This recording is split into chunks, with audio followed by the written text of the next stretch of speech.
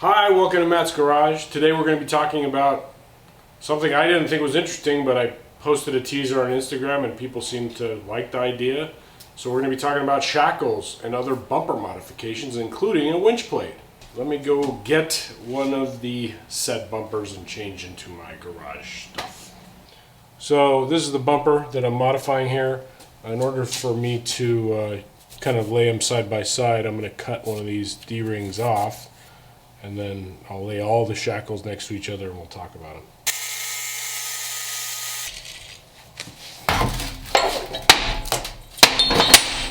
I've got my D-ring shackle off. So let's talk about pros and cons. So the advantage of these, one, is they're cheap. Advantage two of these is you'll never forget them because they're welded on.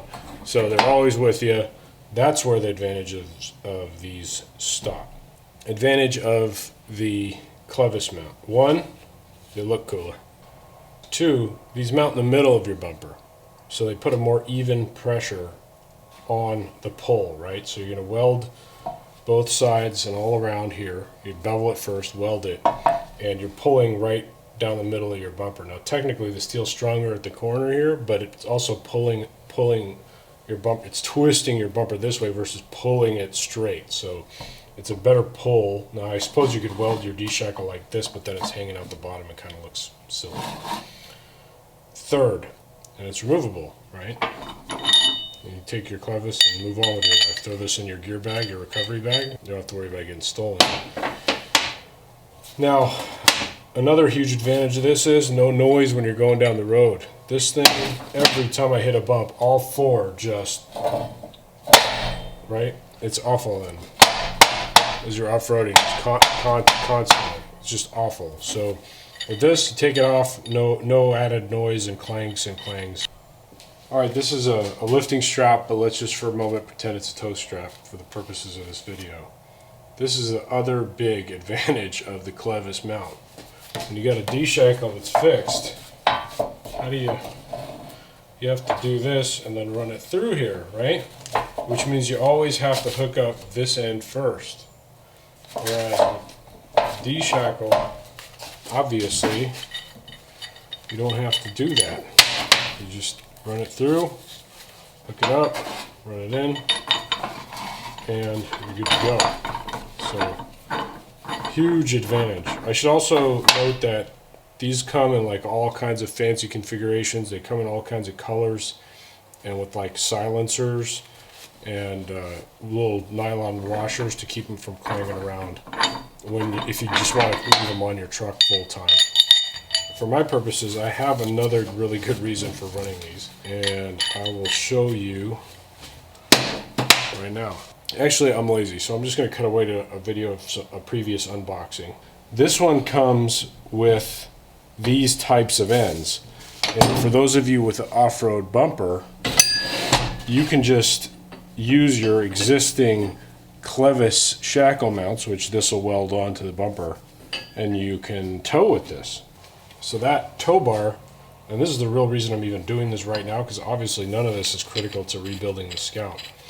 But that tow bar is going to be my saving grace in a way, because I was kind of stressed out about having to go get a flatbed to tow the Scout. The choices for trailer rental are really not that great. There's a U-Haul, and that's like the ramp where it's like two parallel ramp, and I think the max weight on that is 4,000, which is not enough for the Scout with the motor and everything. So instead, I got that 5,000 pound tow bar kit, and it's got adapters to mount to these types of clevises. So I can do this work, weld it up, and then I can just tow the Scout to our rental house while this house gets torn down. These are 25 bucks for two. They're not cheap. And I spent 135 on the tow bar, so that's like what, 160 bucks to be able to tow my truck, and that's just the cost of the rental. And now I've got that tow bar, so I can tow the Jeep. All right, so that's the shackle discussion, and then let's talk winch mounting. I went to Summit and I got this winch mount plate. Okay, again, 1/4 inch. Actually, let's measure it, see if it is a 1/4 inch. 2, 4. 0.24, so almost a 1/4 inch. What's really funny is if you go on Amazon, they have cheaper ones of these, Chinese ones, and I mean, I'm sure this one's Chinese too, but they're advertised at 1/5 of an inch. So yeah, I didn't want a 1/5 of an inch tow bar or winch plate. So for those of you who don't know, winches come in a standard mounting pattern. They come in a 10. That's 10 on 4.5. 4.5 mounting pattern. 1, 2, 3, 4. So actually, all you really need is that much of the winch plate. There's 3 holes here for the wire pass through, but they have a whole other set of holes here because some winches you remote mount the solenoid. If you're trying to mount this in a bumper or under a bumper, it makes the winch really tall. I don't have that problem. I got tons of room up above, but so I got to figure out how much of this I'm going to keep and how much I'm not. So then the question is, okay, if I cut it straight, from a design perspective, it's not going to be very attractive. So I thought, okay, if I, this is all I need right here, right? If I cut it straight like that, again, it's just going to be a box hanging off of my bumper. It's going to be hard to integrate in the bumper and make it look like intentional. So the best thing to do is go for an angle. So I did a straight angle, and that just kind of looks goofy. So I think the better way is to actually come out a little bit and then angle in. All right, just finished cutting her up on the bandsaw. So there it sits. So right now I have 2 choices. I can either slide this forward, which doesn't look as good, but it gets all 4 of the mounting bolt holes in front of the existing bumper, or slide this back, which looks better, and it gets 2 of the bolt holes behind the bumper and 2 in front. In a way, this is a safety mechanism also, because once the body's here, you won't easily be able to get back and take 2 of these bolts off. So it kind of is an anti-theft in a way also. But if you took the whole bumper off, then yeah, you could potentially take the winch off. But thieves are lazy. So in order for me to determine which of those I'm going to do, I got to kind of put the front here and see how close this is.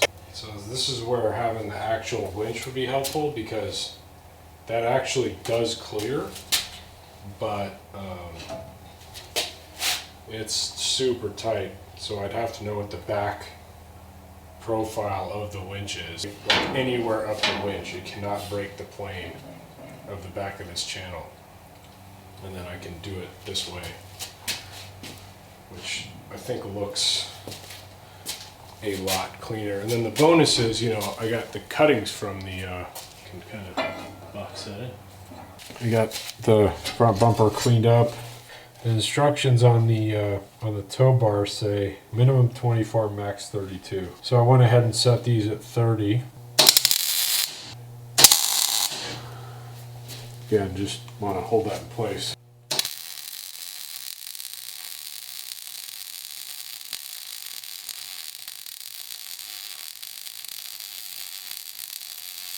That is hot, man. That's hot, hot. All right, I'm gonna move the camera because this throws enough sparks that I don't want to screw up my lens. All right, you guys, this is the rear bumper. It's done. One thing I didn't talk about was this bone shackle versus the U shackle. This is better for directional pulling, whereas the U is more for straight line pulling. It's really the only difference. I think otherwise the straights are comparable. That is the front bumper. Very happy with this. I got everything done I wanted to except weld in the winch plate. What's nice about this also is I can put this on the back of the bumper as well, the back of the Scout, and tow it backwards if I need to. I don't know why I would, but just to maneuver it around the property, put it in storage or whatever. So killed a bunch of birds with one stone today. Solid garage session. Couple notes. And again, sorry for the heater noise. It's cold, so the heater's kicking on. if you've never welded before, this is not where you want to start. It's probably one of the more technical welds I've done, because you really got to manage your puddle and make sure you're getting good penetration, because if you don't, like, it's going to be bad news. This thing is going to pop off at like 1,000 miles an hour. So not so much for the towing application, there's not that much stress in towing, but if you're actually winching, yeah, it's a lot of stress. That's why I always put your blankets on your lines when you're winching. I've never winched, so I just know that that's what you're supposed to do. Solid session, guys. I will see you next time on Matt's Garage.